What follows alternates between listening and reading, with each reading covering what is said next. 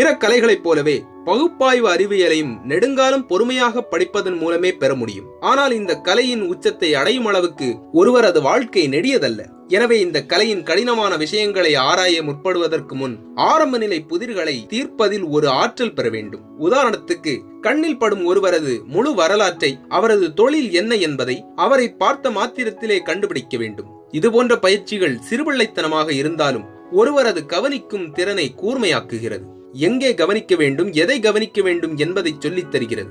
ஒரு மனிதனின் நகம், கோட்டின் கைப்பகுதி, செருப்பு, கால் சட்டையின் முழங்கால் பகுதி, கட்டை விரல், ஆள்காட்டி விரல் பகுதியின் தடிப்பு, முகபாவம், சட்டையின் கைப்பகுதி ஆகியவற்றை கொண்டு அந்த மனிதன் என்ன தொழில் செய்கிறான் என்பதை தெளிவாக சொல்லிவிடலாம். ஒரு தேர்ந்த பயிற்சியாளர் இவை அனைத்தையும் சேர்த்து பார்க்கும்போது உண்மை நிலையை கணிக்க தவறுவார் என்பதை ஏற்றுக்கொள்ள முடியாது.